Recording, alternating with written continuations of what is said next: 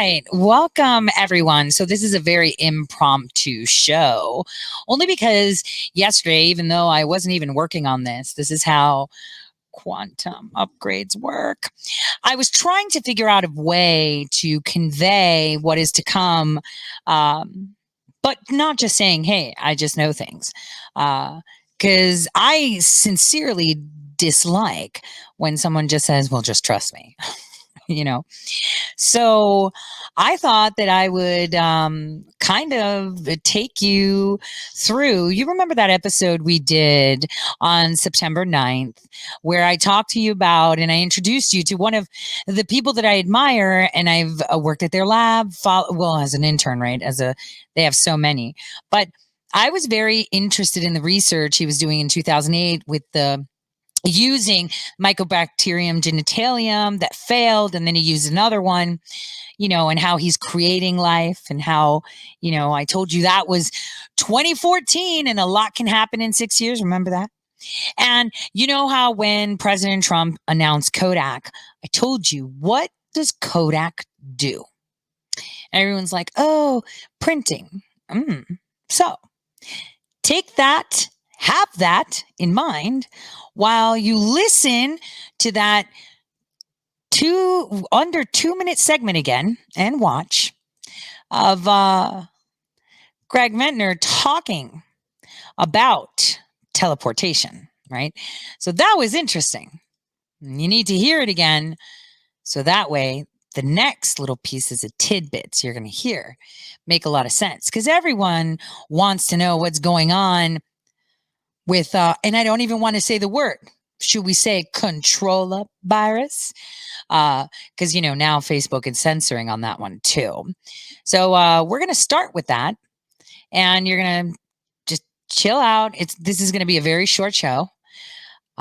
Listen to it, and then we're going to move it along to the other clips, and you're going to be like, oh, now I get it. Here we go. So with biological teleportation, which is life at the speed of light, we have two different parts to it. We have the ascending unit, which can actually read the genetic code of something, send it up to the cloud. And then the second part is the receiving unit that we call a digital biological converter. Some like to call a replicator, depending on where in science fiction history we're coming from. And it takes the digital code, rewrites the genetic code chemically.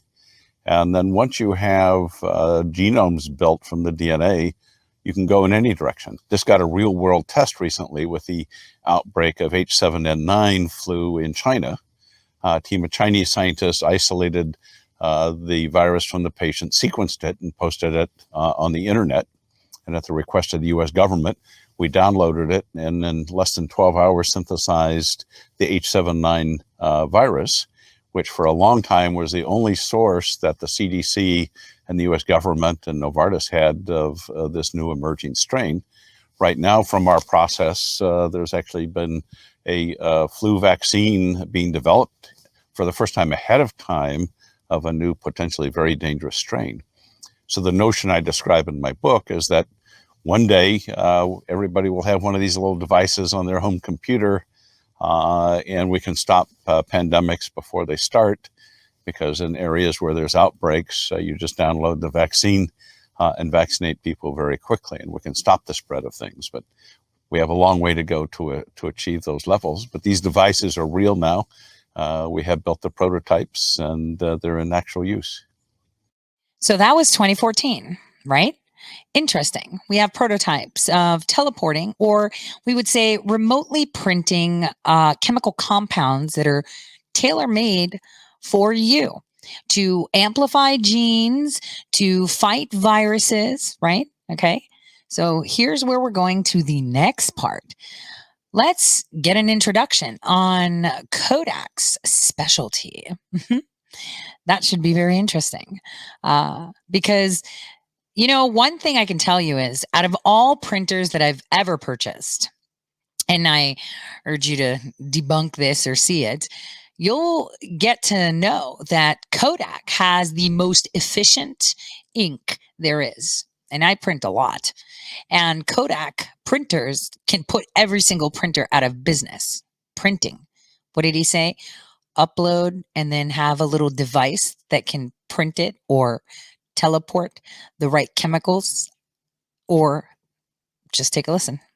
Situated in a manufacturing community in upstate New York, one of only 12 such federally designated regions in the country, in a multi-tenant industrial park, Kodak provides unique specialty chemicals operation for custom organic synthesis with toll manufacturing capabilities from pilot kilos to several hundreds of metric tons, and a proprietary database of over 100,000 molecules. Kodak's Specialty Chemicals Group, with a long history of quality-focused technology and production, is flourishing at Eastman Business Park. When working with Kodak's Specialty Chemicals Group, customers have access to a full suite of pilot and analytical tools, which supports cost-effective development and rapid product acceleration with reduced risk. Come leverage an extensive stage-gate commercialization process that includes raw material global sourcing, comprehensive HSE services, a vast portfolio of over 1,500 approved manufacturing processes, incredibly tight statistical process controls, secure communications connecting the customer to the project, and lean methodologies to optimize supply chain efficiencies. Kodak's Specialty Chemicals Group offers wide-ranging chemical production assets maintained with a reputable and trusted corporation's care. Our strong team of experienced personnel and technical specialists are associated with the research, product development, and manufacturing operations at Kodak. No matter what the job, with a diverse portfolio of over 1,500 approved manufacturing processes, our team knows how to get the job done. Our expertise in complex heterocyclic chemistry is born from years of inventing functional dyes, couplers, polymers, and other materials for film and paper. Kodak's Specialty Chemicals Group is an entrepreneurial environment with a customer-focused culture, backed by a powerful brand, and a high degree of recognition and trust in the chemical community. It's all here. A specialty chemicals operation that ranks among the very best in the world. Located at the intersection of imaging science and materials science, serving customers in diverse markets. Kodak's Specialty Chemicals Group at Eastman Business Park. That's also 2014, by the way. 2014. So yeah, so I thought I would show you this. Now, that tells you how things are going to be delivered shortly to our homes. We'll have devices and they will be custom tailor-made, and that's it. But here's the scary part. So you see that the United Kingdom put out a report saying that when you're tested for COVID, they take your DNA and your biometrics and they file you. First, they said, oh, we're only doing criminals when we take their DNA swab and we put them on the system, or if you work for the government, and that's all. But see, I thought you should understand just how troubling the military-industrial complex and predictive analytics really are, okay? And why there's such a big race to win and be in charge, because this is the future. And I found some really interesting portions of things that Craig Ventner talked about, things that I've been trying to infer without getting people very scared of what the future holds for all of us if we allow the military-industrial complex to continue on the path that they are at. And the reason is because predictive analytics is not only what they have on the shadow net, right? And using your shadow against you, or using your social media. And I've told you, your AI profile is the most important profile you have. 6G is actually going to separate it. And this is how we are going to be able to be printing out molecular things. I mean, I didn't even know that companies like Kodak and Fuji, which are printers, are printing things like organic material, as you heard them say, and custom organic synthesis, as you heard them say. And as you heard Craig Ventner tell you, that they have the ability and they already have the prototype to teleport this stuff. So that's 6 years ago. Think about it. You buy your computer today. When is it worthless? Oh, that's right. In about a couple days. Something newer is out. Kind of like your phone. Every year, you want the next one. So think about that. Now, in addition to what I've been constantly saying, that when you go and get tested, those idiots running through drive-thrus or accepting testing when they have no symptoms, it's all because they want your DNA. And if you actually read the fine print, it tells you that they shared with federal agencies and other people all the information, right? Well, here's where predictive analytics comes in again. And this is where it gets a little bit, this is why it's very important to make sure we have the right person in office when this technology comes to the forefront, only because it's quite an incredible technology. So here is something from 2017 that's going to blow your mind. Ready? Our goal is to combine all these findings, and these were unexpected findings. We thought we were just going to have a healthy cohort because everybody that comes to the health nucleus is self-defined healthy. But it turns out the definition of health is pretty limited. It means you don't have any symptoms and you look okay and you feel okay. So we can actually tell you whether you're healthy. Turns out you can't tell us you're healthy. And we're finding things overall in about 40% of the healthy clients that come to see us are presumed healthy clients. And we're trying to combine all the symptomology, all of the things we can measure with the genome, with machine learning. And we've been making more and more discoveries as the data set grows, developing biomarkers. For example, we've discovered a gene duplication in people with greatly distended aortas that seems to be definitely familial. An example of machine learning, and one of the early machine learning projects we did, was to see if we could predict people's faces just from their genetic code, and also to see if we could predict their voices. So we took 3D photos of 1,000 people. We recorded their voice, both reading something and free speaking, sequenced their genomes, amongst other things. The voice was very interesting. We're not yet able to predict that straight from the genetic code, but it's getting closer. But just from a digital voice recording, the machine learning can tell the age, the sex, and the height of the person making the recording. Means that if this was put in use, Donald Trump could have never pretended to be his own press secretary before. So I want you to understand what he's saying. So he's telling you that they have the technology to do this, but he's also telling you, if I have your DNA, just your DNA, like, you know, that I collect somewhere from a cup you throw away, or I don't know, maybe a vagina test, I can use that and pretty much get a picture of what you look like. Take a listen. This is very real. But we think because perfect pitch is genetic, that we will get to the point of being able to predict voices accurately from the genome. Faces were a little bit better. We recently published a paper on this. In the report that we give to people on their genomes, it starts with their predicted height, predicted weight, predicted BMI, eye color, hair color, and skin tone, and their face. So the 3D photos are not... Okay, I want you to see. So the picture that you see there that says subject is the computer image that was created just from their DNA. And then on the other side, they're going to show you the actual image of the person who had provided their DNA. I want you to pay attention to this very carefully.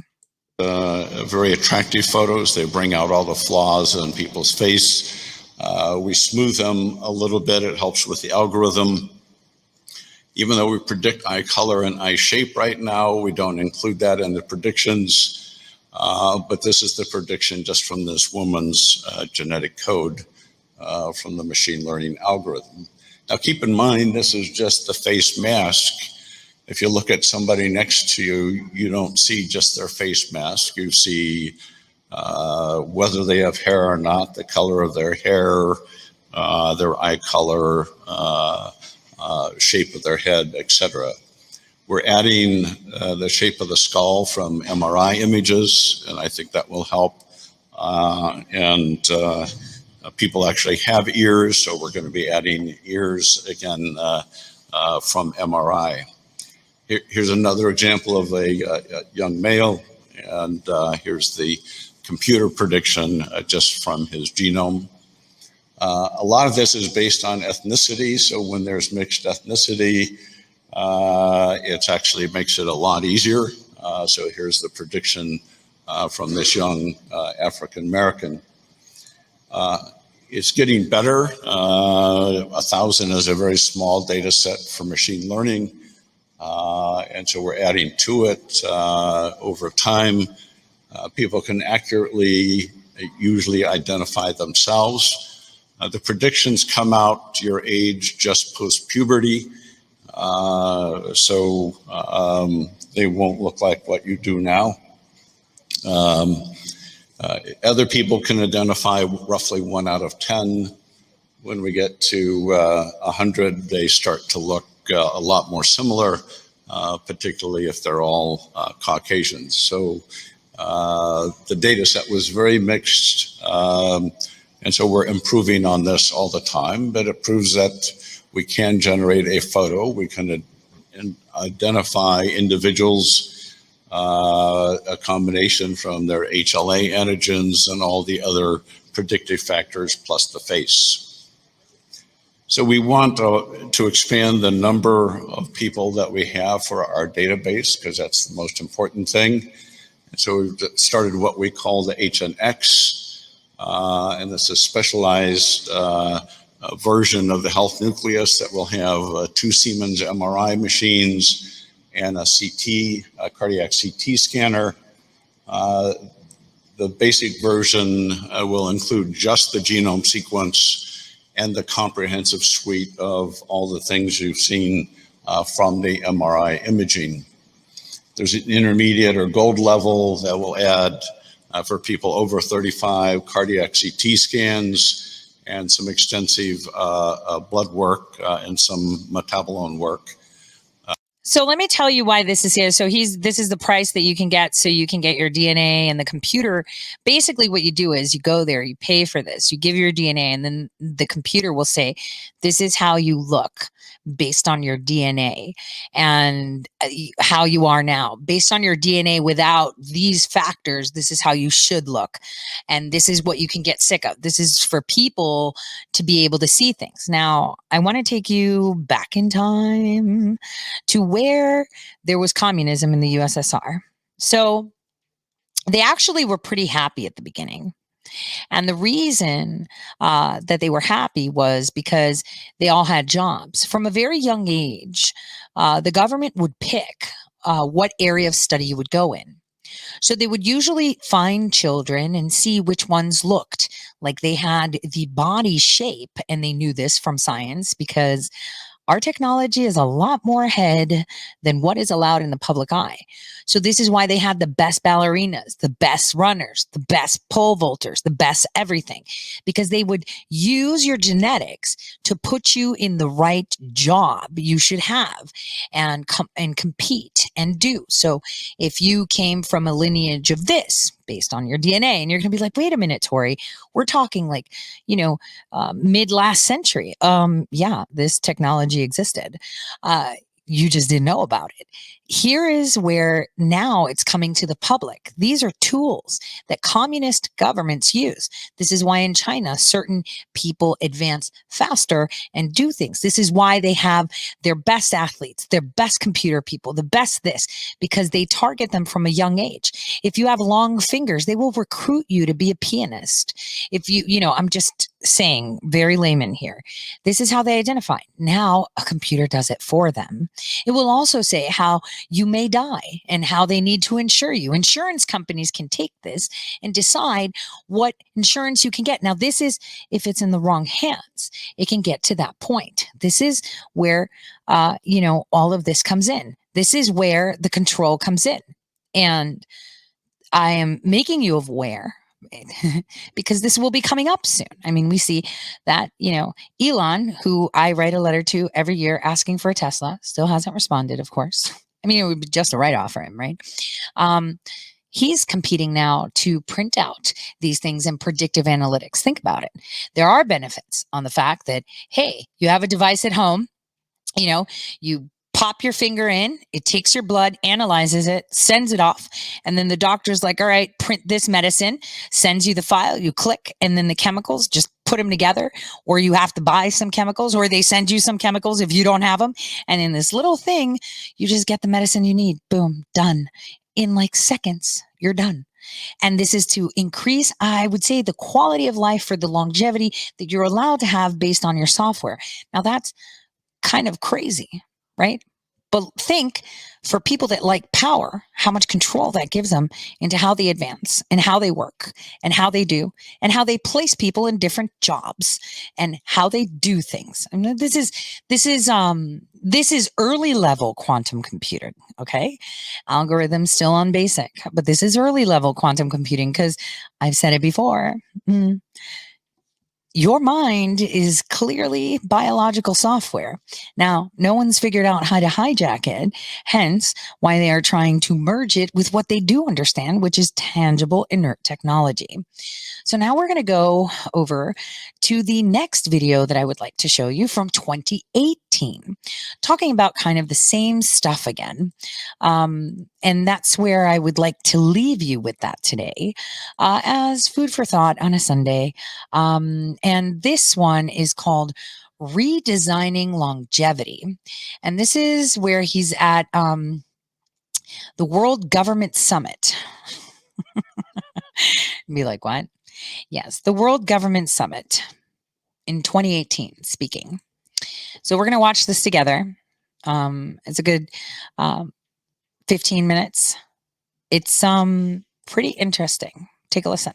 And studying the structure of DNA and how to interpret it for a long time. And we're trying to extend that now into understanding how to extend healthy human life. So when we first started reading the genetic code, we call it digitizing life. It's converting the 4-letter code into ones and zeros in the computer. We did this first in 1995 with the very first genome. And there are fundamental questions of, does DNA contain all the necessary information for life? So we decided to go the other way and start with the ones and zeros and see if we could recapitulate life by doing that. So we used some of the information from the first genome, but we had to learn how to actually write the genetic code. We did this first with a small virus that infects E. coli. And the virus was about 5,000 base pairs long. We made it chemically. We injected it into E. coli. And this was the first experiment of what happened. E. coli read this synthetic piece of DNA, like normal DNA, started making proteins. The proteins self-assembled and made the virus, and the virus killed the cells. So we call this a situation where the software builds its own hardware. We wrote a piece of chemical code, put it in a bacteria, and it made a virus. So our goal wasn't to make a virus, it was to make an entire cell, one base pair at a time. This took much longer than we thought it would, but over that time, we developed a wide range of technologies that enabled us to actually write the genetic code very effectively. So the chemistry was one side, the biology was another. And we had to develop a way to boot up now this total synthetic chromosome that we had made. And fundamentally, we have a cell where we inject the DNA into the cell. And so this cell now has two sets of genetic instructions. As soon as the new DNA started being read, it made enzymes that chewed up the original DNA in the cell, giving us an entire new cell. So we ended up with these cells that not a single previous molecule in the cells had existed. They all originated from the piece of synthetic DNA. Now, this was sort of the control experiment in 2010. We spent the next 5 years designing a new cell in the computer, made the DNA, and booted it up. The biggest surprise is about a third of the genes were unknown to science, showing that we're very early still in our understanding of genomes.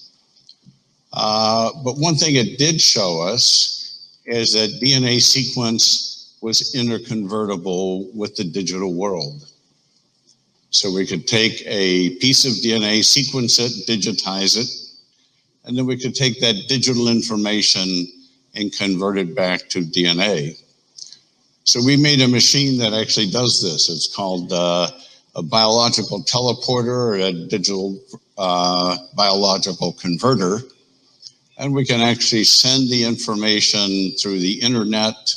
We can send it through radio waves to Mars, etc. And we tested this early on with the flu outbreak. So we have an epidemic going on right now with flu because the vaccine that was given doesn't match the flu strain that's actually infecting people, because they make these decisions almost a year in advance. We sequenced a strain breakout, H11N9, in China. The Chinese group sequenced, posted to the internet. We made that sequence in a week and got it into a lab in Novartis to scale up very quickly, making a new vaccine against that viral strain. So instead of taking years to do this, the US government, in fact, decided to use this for emergency flu outbreaks and stockpiled a large amount of the virus.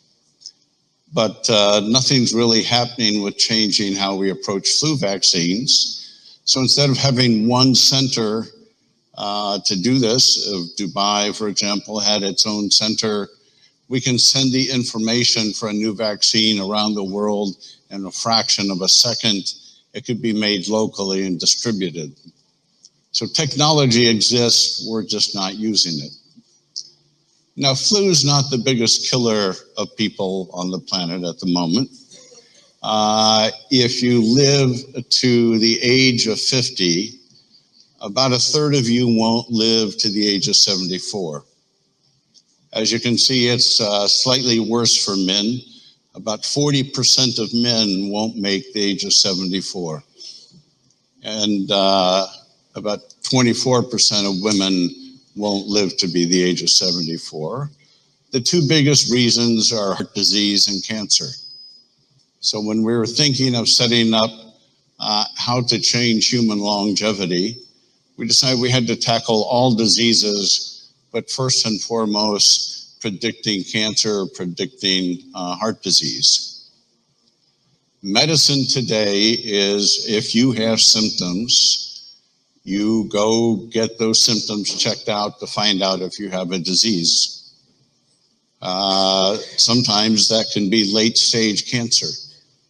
We're dealing with 4 women in their early 30s that have stage 4 colon cancer.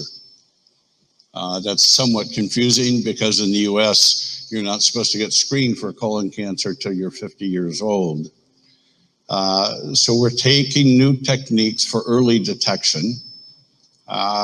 We've set up a new whole body assessment that combines the genome with multiple modality testing. And we only screen people who think they're healthy. We combine all this data with machine learning to make new discoveries about disease and how to treat it and how to prevent it. In part, we have exciting new technologies.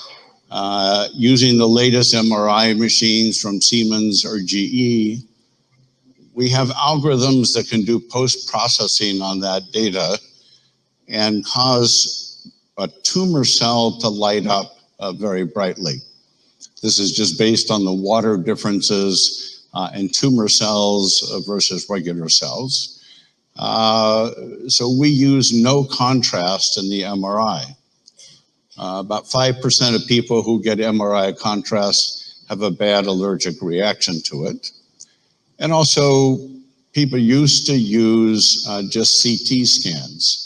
CT scans are X-rays. They can't tell the difference between a cyst and a tumor.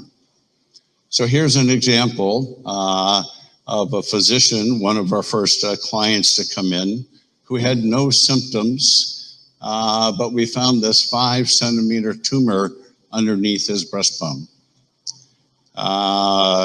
Within a week, it was removed.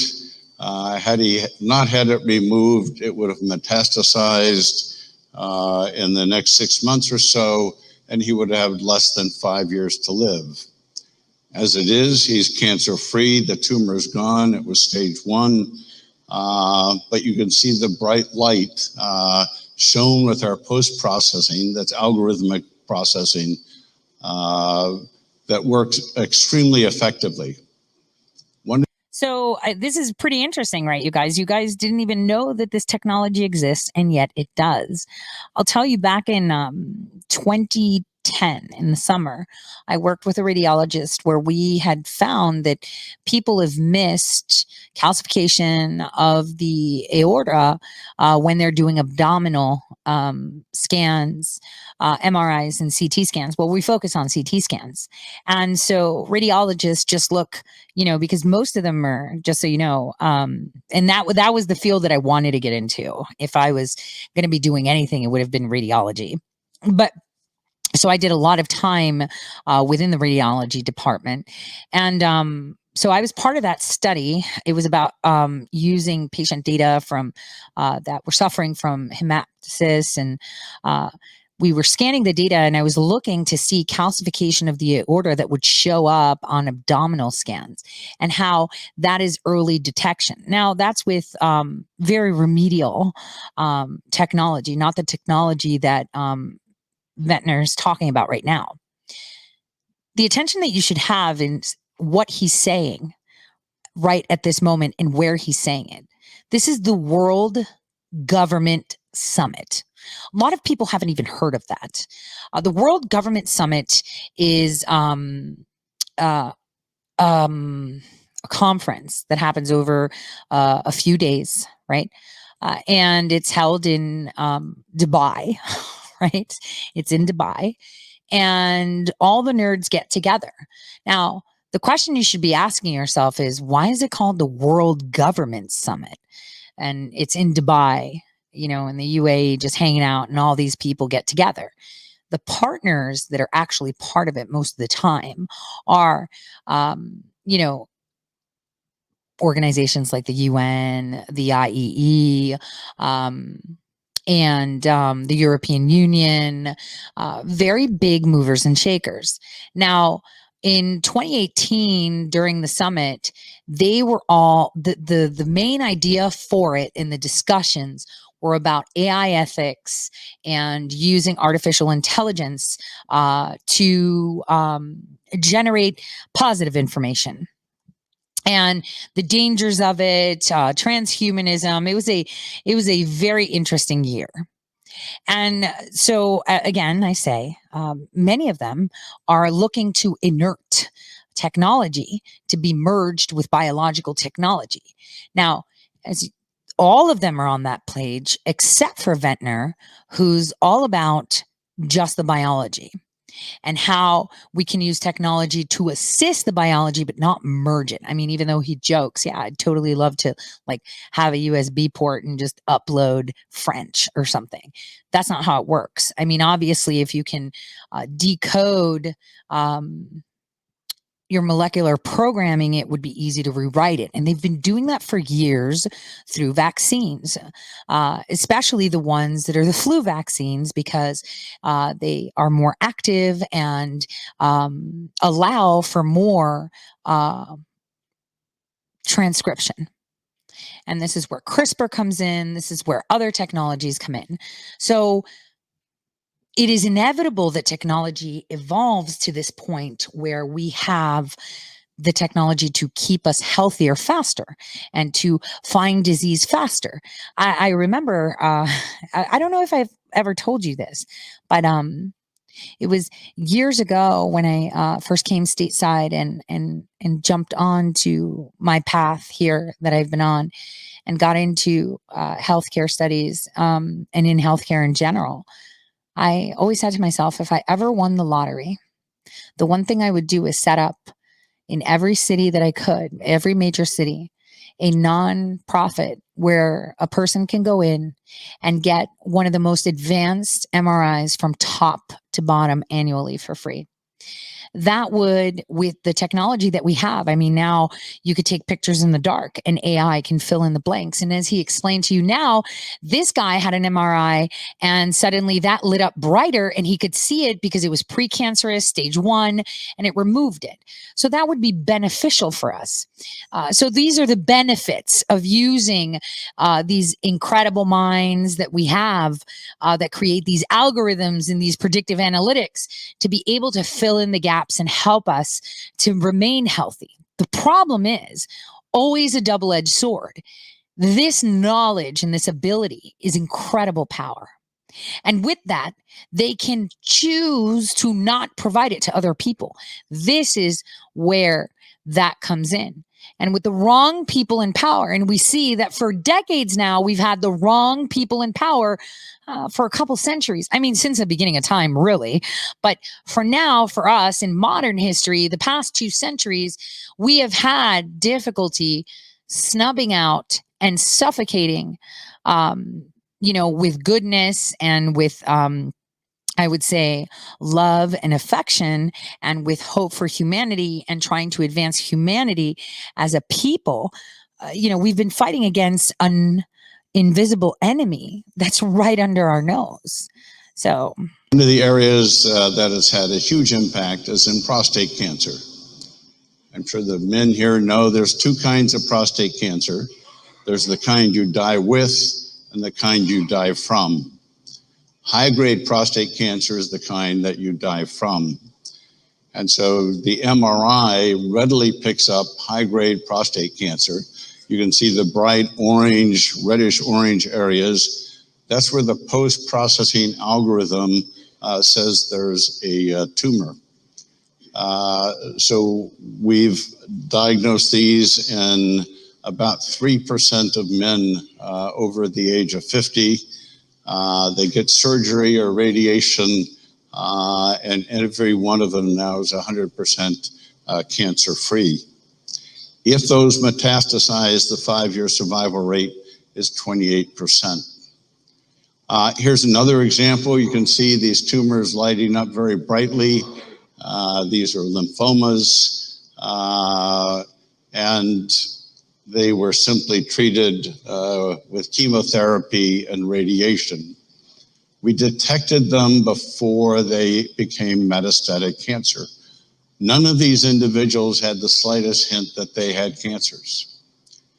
In the US, 1.5 million people get diagnosed with cancer each year. They just didn't get cancer the day before they were diagnosed. We carry cancer sometimes for months, sometimes for years before they grow big enough to cause cause problems. So we're finding this in about 5% of people over 50 that think they're completely healthy. So think of your health system but basically all the healthy people in this room, 5% of you have a major tumor that you're not aware of. And you'll only find it when it metastasizes or gets big enough to cause problems. From the MRI, we get metabolic data as well. We can tell how much fat is in your liver.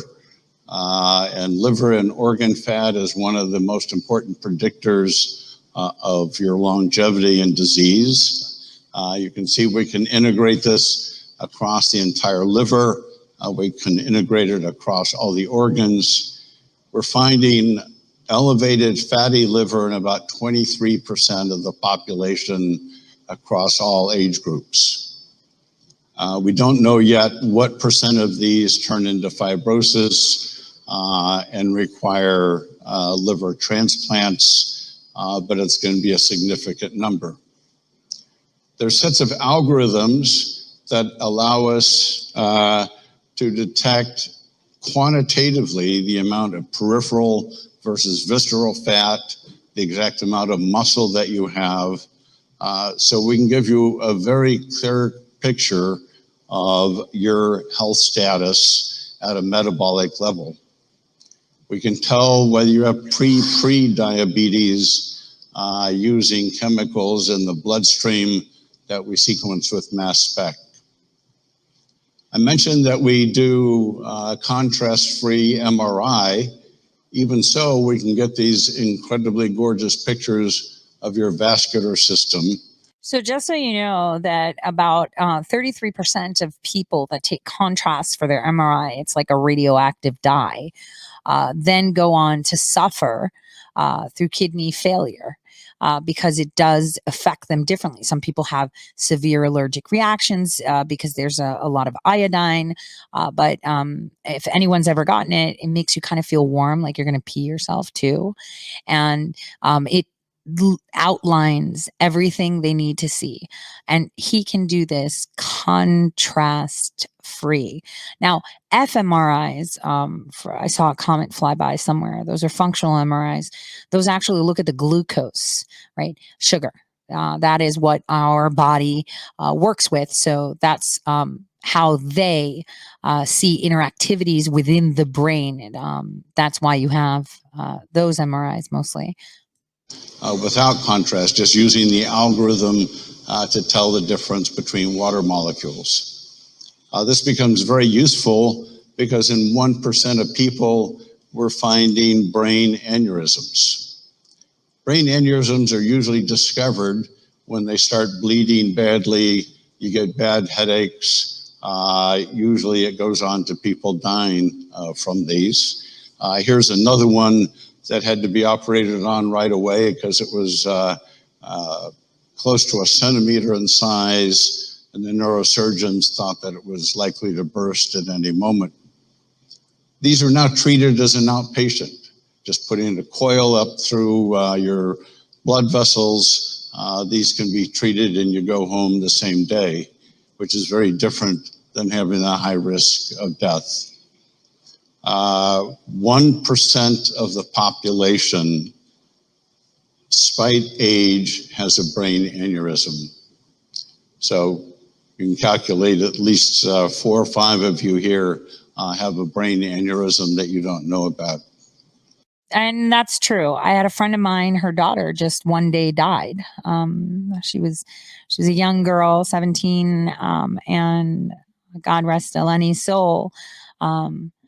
She just died of a brain aneurysm. She was healthy, never had heart problems, nothing. And that just happened out of the blue. It just instantly. So a lot of people do have that, and that's because of the genetically modified diets we have and external. Remember, he said that I can give the nature part, not the nurture part. See, finding the issues of the nature at the moment, like a snapshot. So this Operation Warp Speed, you can see, in order to have warp speed, you need to go to those that have been way ahead of the game for a long time. The MRI is advancing very rapidly. In 15 minutes in the MRI, we can get a complete cardiac evaluation, and the computer prints out the report before you even finish. In another year or so, the MRI will be able to see inside your coronary vessels and tell you the exact status of your heart with heart disease. We also do 4D echo that gives us these pictures of the four vessels of the heart. We can actually look right down your different heart valves and look at them. And with Doppler shifts, we can tell if there's any regurgitation and get the exact status. We also do cardiac CT scanning, which measures the amount of calcium in your blood vessels. And this is something where this is showing up in earlier and earlier populations and more in a female population. So right now we're seeing... And just so you know, the ladies out there, the reason that we're protected and we can have all this bad stuff going on with our hearts is because we reproduce. And the minute we stop menstruating, that's when all the cardiac issues seem to appear. So it's more of a protective thing as well. I just wanted to point that out. Calcium plaques in about 12% of people. Half of these are under the age of 60. We have one woman in her 40s that all four coronary arteries were blocked. She has no history of heart disease. She's not obese, but she's now being treated, having this knowledge. We use remote sensing devices. So by wearing a simple patch that records your EKG for 2 weeks, we can find out whether you have episodic atrial fibrillation. I'm sure most of you know that's one of the major causes of strokes. And it turns out multiple people have episodic AFib. Here's 3 that had it for 8 hours a day, probably while they were sleeping, and they had no awareness of it. So simply putting them on anticoagulants saves their lives. So I just wanted to say very great comments in the threads like, will my insurance pay for it? I mean, a lot of people have insurance and they won't pay for an MRI unless you've exhausted tons of x-rays or CTs or seen all these specialists. Well, I'll tell you what, when I came up with the idea that I was like going to put an MRI facility that would provide a whole body scan MRI for free to anyone that would just walk in, you know, you have a capacity of how many you can do a day. I actually submitted a proposal while they were tidying up, loose ends in the Affordable Care Act, because even though it was passed, there were a lot of loose ends. And I provided that because that would actually save the government a lot of money. If every person over 65 at least was to get one of these MRIs from top to bottom, it would cost the government less for those that are on Medicare, right, to treat them. And so, again, I'm reformulating this proposal. I mean, I started it 2 years ago, but because President Trump hasn't done anything significant to change it yet, and now that he is, I've been working on that for a few months on the side to see how I would word it to make it attractive and how to make proposals for the under 65 and over 65. See, I was at least targeting the over 65 because when you put to the government, hey, you can save money, they like it, right? Anything to save money. But the Affordable Care Act really threw that out the window with all these contracts with these major insurance companies, private insurance companies that bottleneck the ability to access pharmaceuticals. And with the rising price of pharmaceuticals, that was difficult. So I am finishing up, like tidying up a proposal that I had already put forward, moving along with the with the that it's done for, right? That pharmaceuticals are going to come to more regulated and cheaper prices, that they will be equal access across the world, and then kind of put it out. Hey, we need one for our veterans. We need one for average people that pre-existing conditions obviously would be covered, because if you get an MRI like this every year from the year you're born, you can preemptively ensure that you do not get sick, ergo not lose money, ergo not get that sick. So this is a proposal that I've been putting in, because if we put the investment into that for preemptively securing our health, I mean, you'd love to get a annual review and say, oh, you put on this weight, but the reason you put on this weight is because of this imbalance. Let's fix that. Hey, looks like your thyroid's going a little bit downhill, so let's fix that. Hey, you have non-alcoholic fatty liver disease. Here's how we're going to fix that. And suddenly people are healthier, more productive, and we catch things early. It's all about catching things early. Specifically now that we're in a time where we don't even know what we're ingesting in our bodies, because it was the whole purpose, okay? Because that gets us sick. We don't know the chemicals we're breathing, the food we're eating. Is it real food? Is it Impossible Burgers? Is it just chemicals? It's garbage, because everyone wants to make products for cheaper. So this is something I think that would be a great dovetail to what he's doing now that it has been put forward about the pharmaceutical, balancing out. The reason I tell you this is because I'm trying to introduce you to the concept of what we're going to see post, vagina, right? Post vagina, and who are the players and what to expect. I thought it was a great follow-up so you can understand why Kodak played into this and understand it's terrifying, because like Craig said, you can predict everything. Like, imagine being pregnant, right?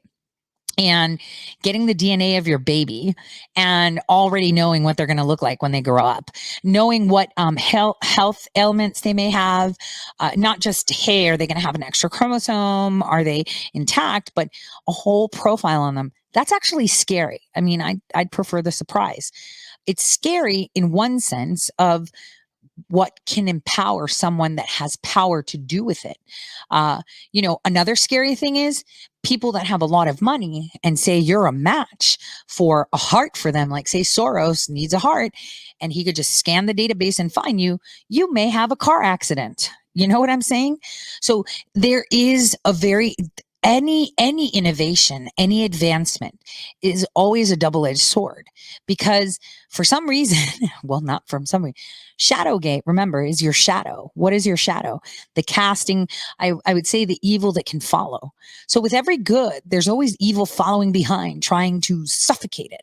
So this is how you have to see things when things are happening in general. So let's finish this up. So that way you can take this in and understand it. This guy isn't new. He's been around for a while, but he's a rebel. He got in a fight with Bill Clinton and told him, you're just stealing tax money. I could do this faster. And he did it in 9 months. So he's a pretty badass guy. We do a comprehensive analysis of your brain, and we can predict whether you have Alzheimer's disease and when you're likely to get it. So we can combine the brain imaging with the genome data in a novel fashion, but it's not clear cut.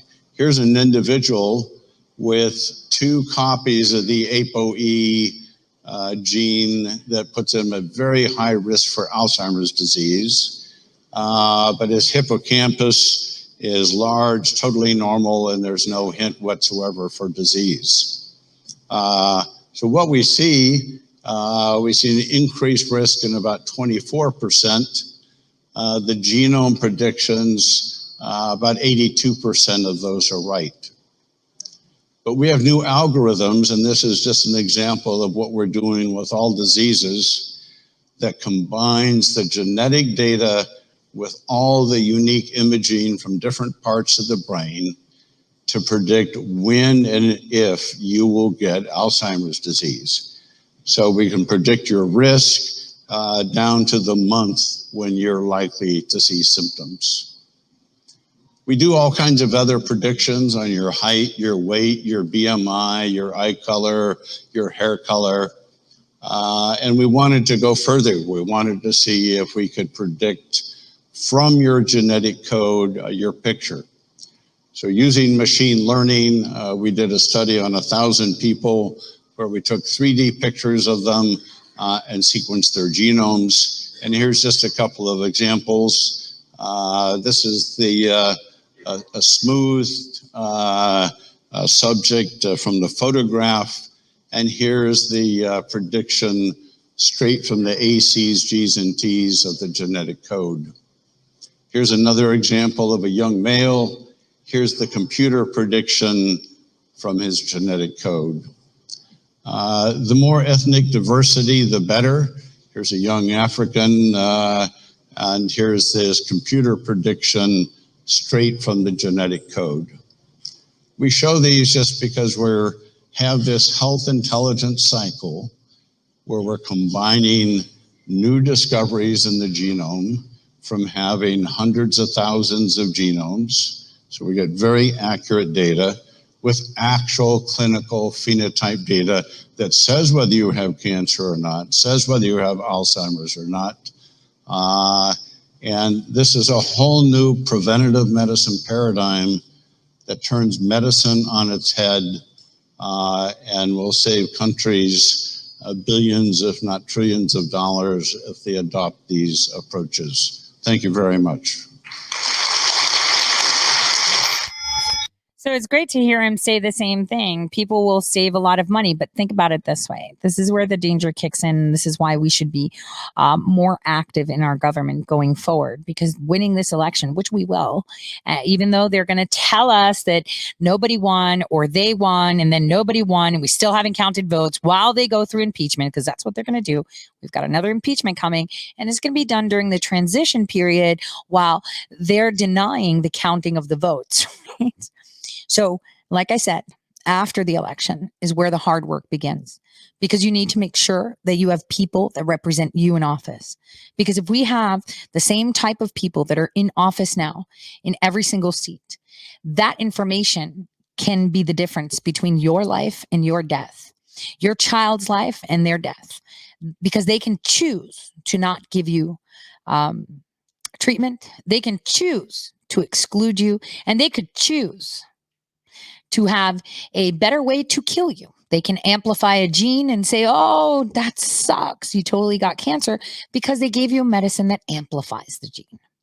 Oh, you got a heart attack, maybe because they amplified the gene that increases calcification or, stymie your ability to, keep your, electrolytes balanced, whatever it is, because they can do that.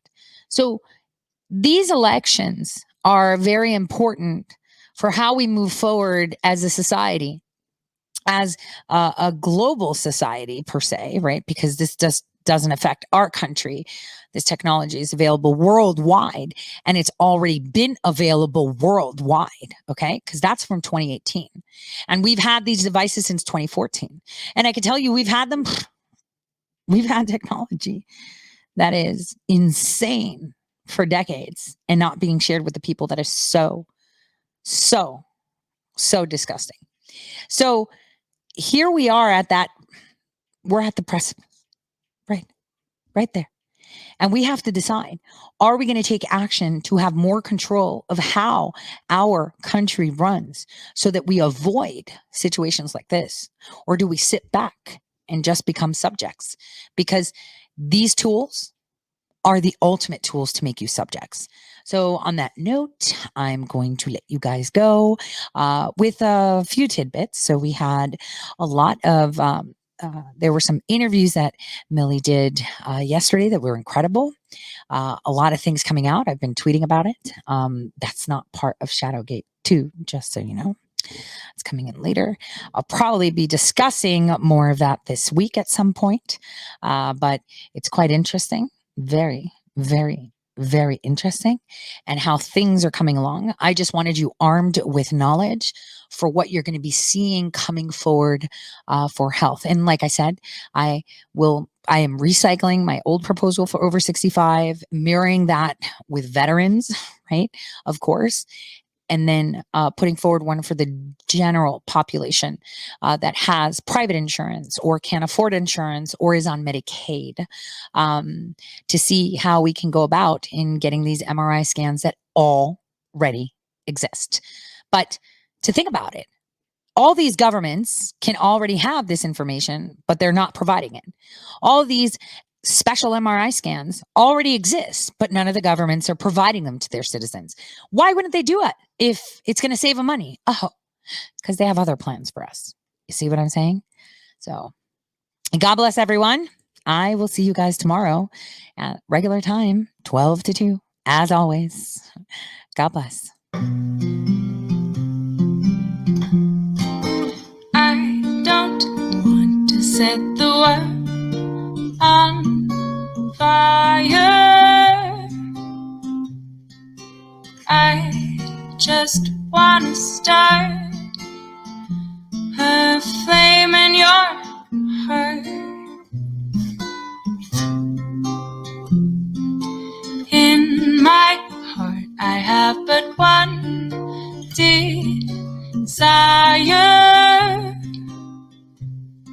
and that one is you. No other will do.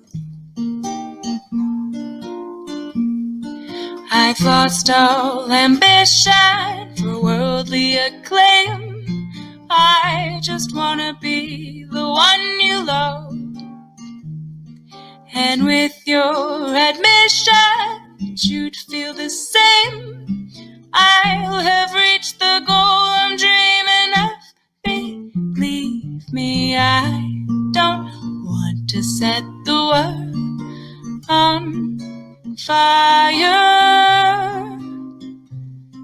I just wanna start a flame in your heart. I've lost all ambition for worldly acclaim. I just wanna be the one you love. And with your admission, you'd feel the same. I'll have reached the goal I'm dreaming of. Believe me, I don't want to set the world on fire. I just wanna start